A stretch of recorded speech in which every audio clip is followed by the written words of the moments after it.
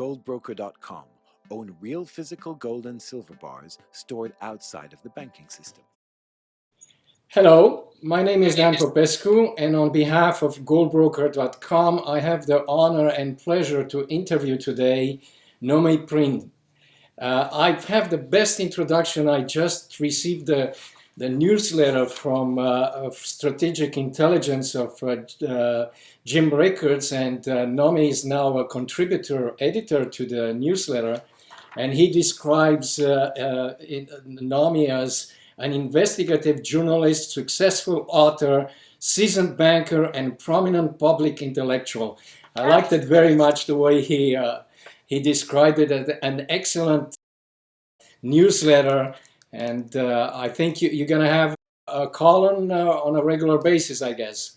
Yeah, I'm gonna be contributing a monthly column to Jim's newsletter, and I'm very, very excited. I've had some excellent meetings with him, and I have valued his work for so long. So I'm very glad to be a part of Strategic Intelligence now.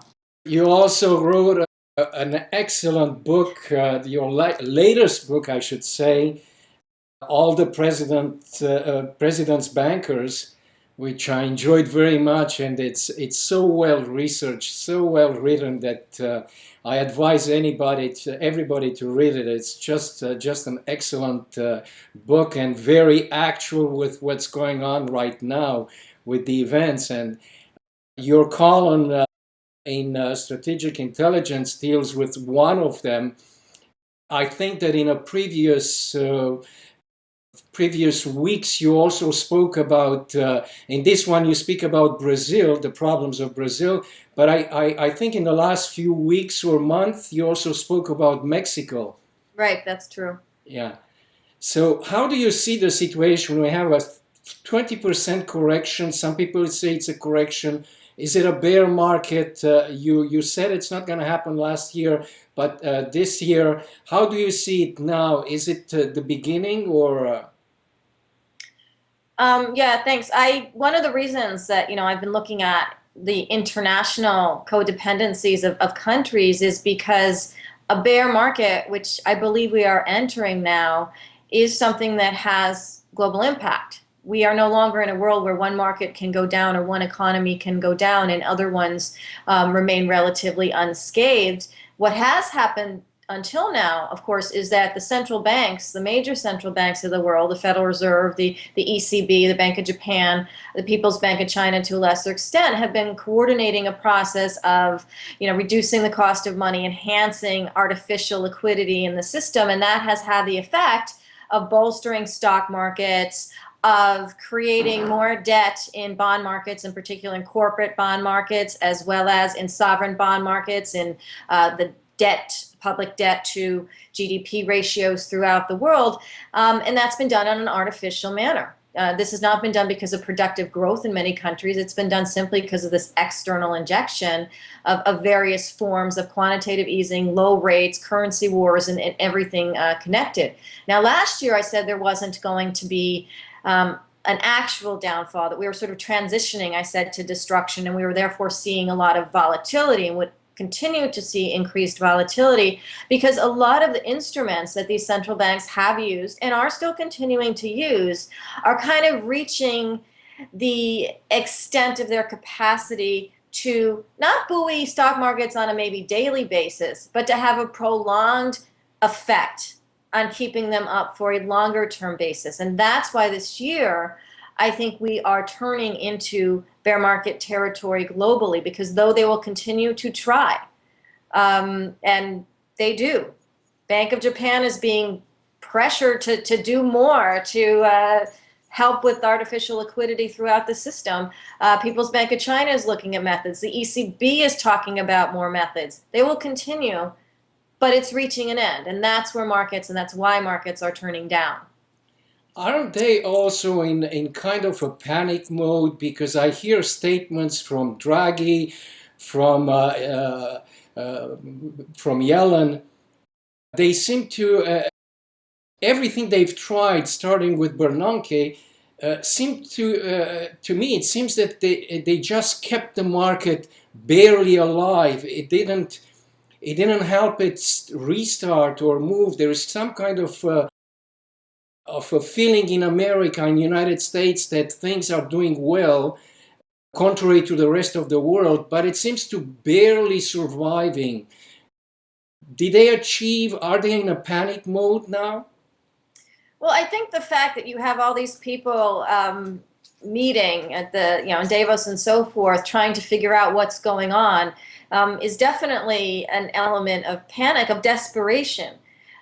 Because when you have a situation where markets have declined by 10 or 12 or whatever percent, depending on the market throughout the world in just the last couple of weeks, they know that what they have done hasn't really had a long-term sustainability effect. So if what they've done hasn't had long-term sustainability, it hasn't actually created foundational growth throughout the global economy. In fact, we're seeing unemployment rise in a lot of countries. I did mention Brazil in the piece, and strategic intelligence, in Mexico and so forth. This is going to be prevalent throughout the world as companies continue, and they're doing so in the U.S. as well, shed jobs in order to deal with their own desperation at what's happening and what is coming down the pike going forward. So central bank leaders have had this benefit of creating fictitious money, what I call artisanal money in the new book that I'm working on right now, in order to provide the illusion of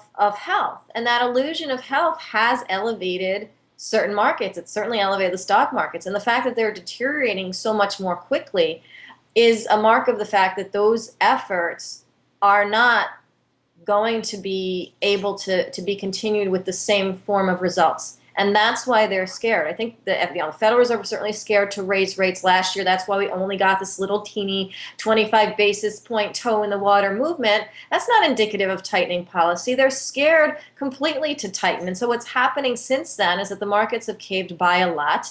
And the Federal Reserve is having these conversations, obviously in different capacities, with other major central banks, asking them to share some of the burden because we are involved in globally connected markets, and to have them step up and have, Draghi say we need more ECB potential easing, Bank of Japan's being pressured, and so forth, because it is they are trying to coordinate keeping things alive from this perspective on a global fashion, but it isn't really working. It is not really sustainable. Even in 1929-33, it had effects even in Europe, and my grandfather paid a big price of losing money. And I go through my head the statements from my father, who until the 80s, 90s, didn't want to see a trust or a stock. I couldn't convince him to touch it.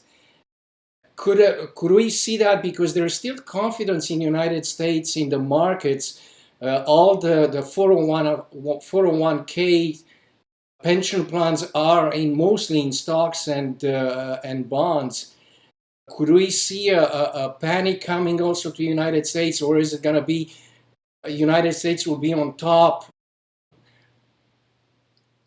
Well, you definitely can see outflows from those bigger funds, from pension funds and so forth, as and if markets fall. We saw that when we got a 500 or more point drop that then corrected to a 250 or whatever point drop recently. These are big moves, and they're generally moves done out of fear. And up until now, there has been a sort of trust, if we can use that word, in the Federal Reserve and other central bank abilities to keep money cheap, to keep the stock markets elevated, and that has had the effect of elevating them. There is no other game to play. If rates are at zero, you can't get money on savings accounts. Pension funds need to figure out how to make their liability payments to pensioners that are drawing upon those funds. And if they can't grow the pension funds, if they can't get a return that's commensurate even with the very low inflation rate that we have, they have to invest in riskier assets. They had to invest in the stock market in order to achieve any kind of return, and that became a self-fulfilling prophecy, and the stock market did go up. But when you take away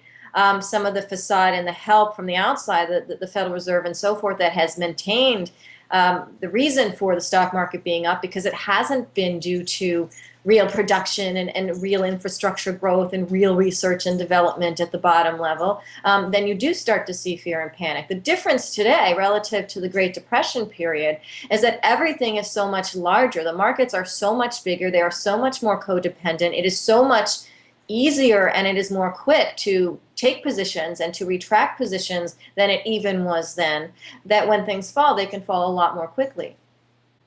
Yeah,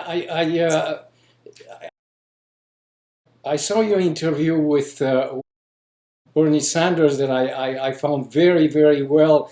I was really surprised to see him interviewing a journalist. It was very interesting. And yesterday I just read, and its connection with your book, that Jimmy Dimon from JP Morgan got a raise, a 35% raise, and it reminded me, I think it was Elizabeth Warren from a senator in the United States who once described a discussion with him, and arrogantly he said, well, how much is the fine, and let's move on. It seems that Wall Street doesn't seem to get it. It's the power of this crisis. How do you see that? Because you talk about it very much, about the bankers throughout the whole history of the central bank. Yeah, well, first of all, the history is very useful in understanding how long-term and very deep these relationships between the government and the men that run the largest banks and the Federal Reserve actually exist, and how they've existed over for more than a century in some cases, in many cases with the institutions like a JP Morgan Chase that is now run by Jamie Dimon. But the Morgan Bank, which used to be run by JP Morgan, which is now part of JP Morgan Chase, was a major player and had tremendous relationships with the presidents of this country through world wars, through financing, through development, infrastructure globally, and so forth. So these are very long-standing relationships. When we talk about the concept of too big to fail, it isn't really just an institution by institution too big to fail.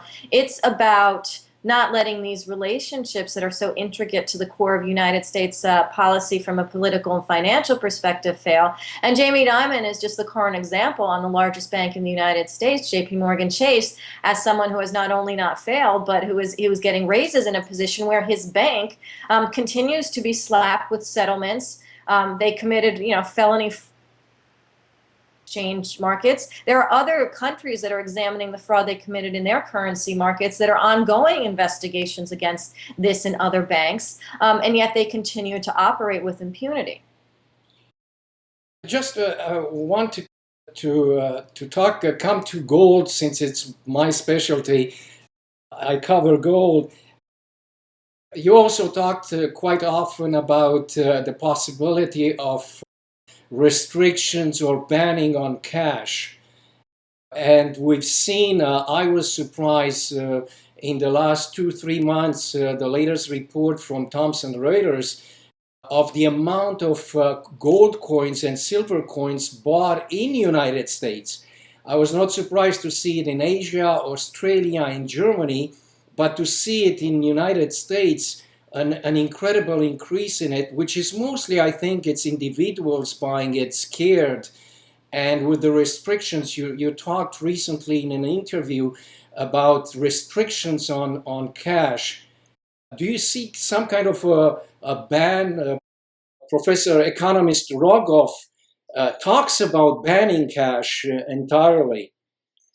Well, if banks could ban cash, it would give them more control over their own liquidity, because you wouldn't have a situation, for example, if a bank is in decline or we have a financial crisis moment like we had in the fall of 2008, banks can actually close their doors on their depositors, and that's where you start to see cash really being held hostage. And these types of economists are usually funded or come from these big banks, and they're looking for ways to enhance banks' liquidity in the situation of financial crises.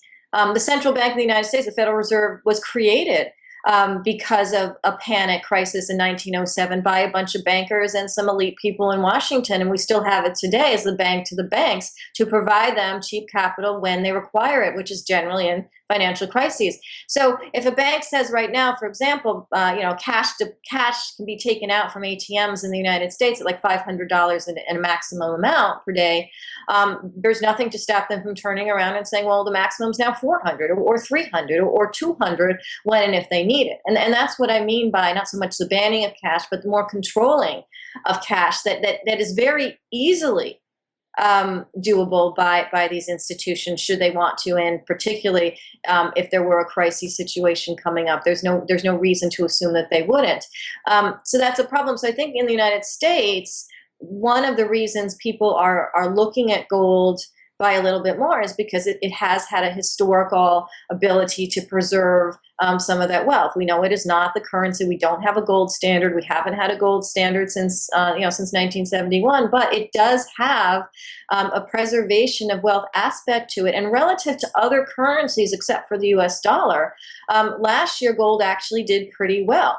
Relative to the euro, it was down a smidge, but for the most part, it was only relative to the US dollar, where it was down by 10% in dollar terms, that gold really even didn't do as well as volatility was increasing in the markets and as fears of potential cash problems were being perpetuated into the population, and they were reading about it from different places. So even though nothing happened yet, it was still a fear that was in the air. And I think that's why there has been more of a view. Now, I also think that as long as the dollar remains strong, it will continue from a dollar perspective to have some negative impact on gold. That's one of the reasons why gold didn't rise as much on volatility as it might have relative to the US dollar, because the US dollar remains, not because we have a good economy, not because our central bank is running monetary policy in any sort of logical manner. It's completely artificial, but relative to the rest of the world, the U.S. looks good, and the dollar, is the major reserve currency at the moment, and therefore it has kept a bid that policy itself would not give it if it were, if we were living in an objective world, and that has kind of dampened gold in dollar terms. But again, on a very long-term basis, should that start to fracture, you could see even in dollar terms the price of gold rising. I've seen this morning and in the last few days, with the crisis, people buying in Russia, buying dollars. But central banks, with central banks compensate, I expect individuals still buying dollars. In Russia, it's very difficult to buy gold. So they will go into the liquidity of euro or the dollar. Could central banks, for liquidity in the crisis they are, sell treasuries? I'm thinking about Saudi Arabia, the oil countries, sell to support their currency. There is risk right now of decoupling the rial in Saudi Arabia or in the Emirates, the currency, or Hong Kong. Could that compensate, or do you still the dollar still being strong? Well, I think that the issue with central banks globally selling treasuries in a panic mode loses them money as well. This is what happens in panic mode. It happens in stocks. It happens for central banks in government securities. If you start to sell, their value goes down, which means the value of your portfolio that held them goes down. And so central banks, and this is one of the reasons the dollar is still strong and treasuries are still strong, even though we have such a tremendously increased debt to GDP ratio in the last 7 years, because central banks, even though they have cut back maybe in some cases a little bit on the treasury side, relative to the amount of treasuries being pumped into the system, they have not cut back. And the reason for that is they are part of the global portfolio of treasuries. And so they hurt themselves by doing it. So I think, though it could happen if they really needed the cash and they really needed to raise money, it would be the last thing they would actually use as a major sale tool, unless they absolutely had to, because it would impact them negatively almost by more than it would impact the United States, for example, negatively in those moments. Well, I would like to speak to you a lot more, but I think you're also busy, and myself, I have limits. I would like to thank you on behalf of GoldBroker.com, and I advise people to subscribe to Jim Rickards' Strategic Intelligence. You'll continue writing it, and I think you are writing a book right now. Yes, I'm actually researching a new book on all of this, on the artificiality of the codependencies, this new paradigm that we are in on a financial basis globally, which will be called artisans of money. But that's where now I'm traveling around the world for the next year doing that research. So it's pretty exciting and should be a good book, I hope. Well, thank you, Nomi. Thank you.